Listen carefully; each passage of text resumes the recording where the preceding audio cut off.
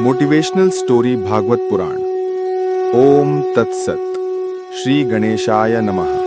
श्रीमद् भागवत महापुराण प्रथम स्कंद पहला अध्याय मंगलाचरण। नमस्कार दोस्तों और स्वागत है आप सभी का। आज हम बात करने जा रहे हैं एक ऐसे ग्रंथ की जो ज्ञान का सागर है और हमें जीवन का सही मार्ग दिखाता है। जी हाँ, हम बात कर रहे हैं श्रीमद् भागवत महापुराण की। यह ग्रंथ कोई साधारण किताब नहीं बल्कि स्वयं भगवान का स्वरूप है। इसकी शुरुआत ही एक बहुत ही खास संवाद से होती है।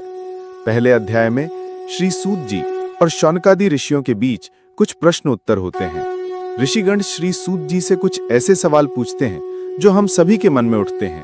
वे पूछते हैं कि इस संसार में मोक्ष कैसे पाया जाए और दुखों से छुटकारा कैसे मिले।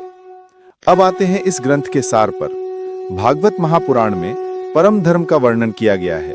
ये ऐसा धर्म है जो हमें सांसारिक दुखों से मुक्ति दिलाता है। इसमें बताया गया है कि हमें उस परमात्मा का ध्यान करना चाहिए जो सभी दुखों को खत्म करने वाले हैं और हमारा परम कल्याण करने वाले हैं। भागवत को वेद रूपी कल्प वृक्ष का पका हुआ फल कहा गया है। कल्प वृक्ष यानी वो पेड़ जो हमारी हर इच्छा पूरी करता है। और इस फल की सबसे खास बात क्या है? इसमें छिलका या गुठली जैसी कोई त्याज्य यानी छोड़ने लायक चीज नहीं है। ये रस से भरा हुआ है। जब तक शरीर में चेतना है हमें इस दिव्य रस का पान करते रहना चाहिए। इसे पीना यानी इसका पाठ करना या इसके बारे में सुनना, ये पृथ्वी पर बहुत आसानी से उपलब्ध है। आगे बताया गया है कि संसार की उत्पत्ति, स्थिति और विनाश का कारण कौन है। वो परमात्मा जो सभी जड़ और चेतन वस्तुओं से अलग हैं। वो स्वयं प्रकाशित हैं और किसी पर निर्भर नहीं। भागवत में इसी परम सत्य रूप परमात्मा का ध्यान करने को कहा गया है। इस महापुराण की रचना महर्षि वेदव्यास ने की है। ये ग्रंथ हमें मोक्ष प्राप्त करने का मार्ग दिखाता है और सांसारिक कामनाओं से ऊपर उठने की प्रेरणा देता है। तो दोस्तों, श्रीमद् भागवत महापुराण सिर्फ एक धार्मिक ग्रंथ नहीं बल्कि जीवन जीने की कला सिखाने वाली एक अनमोल पुस्तक है। हमें इसे पढ़कर, सुनकर और समझकर अपने जीवन में उतारने का प्रयास करना चाहिए। दोस्तों, यहां से शुरू होती है श्रीमद् भागवत महापुराण प्रथम स्कंद पहला अध्याय कथा प्रारंभ। मनुष्य के इस जीवन का सबसे बड़ा लक्ष्य क्या है? क्या वो धन, नाम या यश कमाना है या कुछ और ही है? अगर आपका लक्ष्य भगवान को पाना है तो फिर ये कहानी आपके लिए ही है। आइए जानिए कि कैसे प्राचीन काल में ऋषियों ने भगवान की प्राप्ति के लिए एक महान यज्ञ किया और उस यज्ञ से श्रीमद् भागवत महापुराण का जन्म हुआ। एक बार भगवान विष्णु एवं देवताओं के परम पुण्यमय क्षेत्र नैमिषारण्य में शौनकादि ऋषियों ने भगवत प्राप्ति की इच्छा से सहस्त्र वर्षों में पूरे होने वाले एक महान यज्ञ का अनुष्ठान किया। एक दिन उन लोगों ने प्रातःकाल अग्निहोत्र आदि नित्य कृत्यों से निवृत्त होकर सूत जी का पूजन किया और उन्हें ऊंचे आसन पर बैठाकर बड़े आदर से ये प्रश्न किया। ऋषियों ने कहा, हे सूत जी, आप निष्पाप हैं। आपने समस्त इतिहास, पुराण और धर्मशास्त्रों का विधि पूर्वक अध्ययन किया है तथा उनकी भली भांति व्याख्या भी की है। वेद वेदांतों में श्रेष्ठ भगवान बद्रायण ने एवं भगवान के सगुण निर्गुण रूप को जानने वाले दूसरे मुनियों ने जो कुछ जाना है, उन्हें जिन विषयों का ज्ञान है, वो सब आप वास्तविक रूप में जानते हैं। आपका हृदय बड़ा ही सरल और शुद्ध है, इसी से आप उनकी कृपा और अनुग्रह के पात्र हुए हैं। गुरुजन अपने प्रेमी शिष्य को गुप्त से गुप्त बात भी बता दिया करते हैं।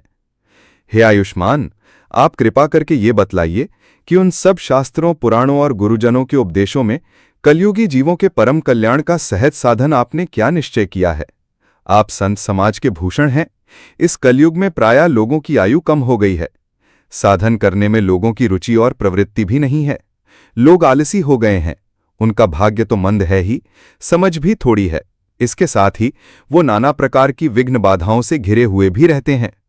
शास्त्र भी बहुत से हैं, परंतु उनमें एक निश्चित साधन का नहीं, अनेक प्रकार के कर्मों का वर्णन है। साथ ही वो इतने बड़े हैं कि उनका एक अंश सुनना भी कठिन है। आप परोपकारी हैं। अपनी बुद्धि से उनका सार निकालकर प्राणियों के परम कल्याण के लिए हम श्रद्धालुओं को सुनाइए, जिससे हमारे अंतःकरण की शुद्धि प्राप्त हो। हे प्यारे सूत जी, आपका कल्याण हो। आप तो जानते ही हैं कि यदुवंशियों के रक्षक भक्तवत्सल भगवान श्री कृष्ण वासुदेव की धर्मपत्नी देवकी के गर्भ से क्या करने की इच्छा से अवतरित हुए थे। हम उसे सुनना चाहते हैं। आप कृपा करके हमारे लिए उसका वर्णन कीजिए। क्योंकि भगवान का अवतार जीवों के परम कल्याण और उनकी भगवत प्रेममयी समृद्धि के लिए ही होता है। ये जीव जन्म मृत्यु के घोर चक्र में पड़ा हुआ है।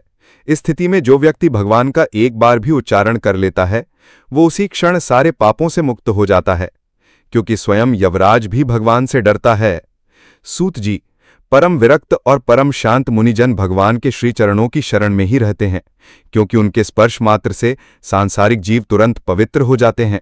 इधर गंगा जी के जल का बहुत दिनों तक सेवन किया जाए तब कहीं पवित्रता प्राप्त होती है। ऐसे पुण्यात्मा भक्त जिनकी लीलाओं का गान करते रहते हैं, उन भगवान की कलिमलहारी पवित्र यश को भला आत्मशुद्धि की इच्छा वाला ऐसा कौन मनुष्य होगा जो श्रवण नहीं करेगा। वे लीला से ही अवतार धारण करते हैं। नारद आदि महात्माओं ने उनके उदार कर्मों का गान किया है। हम श्रद्धालुओं के प्रति आप उनका भी वर्णन कीजिए। बुद्धिमान सूत जी, सर्वसमर्थ प्रभु अपनी योग माया से स्वच्छंद लीला करते हैं। आप उन श्रीहरि की मंगलमयी अवतार कथाओं का वर्णन कीजिए। पुण्य कीर्ति भगवान की लीला ही सुनने से हमें कभी भी तृप्ति नहीं हो सकती, क्योंकि रसमग्न श्रोताओं को पद पद पर भगवान की लीलाओं में नए नए रस का अनुभव होता है।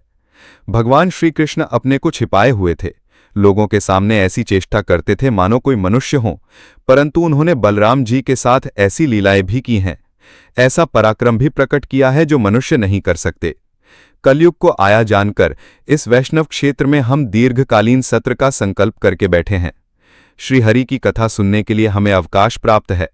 ये कलयुग अंतःकरण की पवित्रता और शक्ति का नाश करने वाला है। इससे पार पाना कठिन है। जैसे समुद्र से पार जाने वालों को कर्णधार मिल जाए, उसी प्रकार से इससे पार पाने की इच्छा रखने वाले हम लोगों से ब्रह्मा ने आपको मिलाया है। धर्म रक्षक, ब्राह्मण भक्त, योगेश्वर भगवान श्री कृष्ण के अपने धाम में पधार जाने पर धर्म अब किसकी शरण में ली है, ये बताइए। दोस्तों, ये अध्याय यहीं समाप्त होता है। इस प्रश्न का उत्तर जाने प्रथम स्कंध के दूसरे अध्याय में, जिसे हम जल्दी ही लाएंगे। हमारा उत्साह बढ़ाने के लिए कहानी को लाइक, सब्सक्राइब, शेयर और कमेंट में जय श्री कृष्णा जरूर लिखें। तब तक के लिए ओम नमो भगवते वासुदेवाय।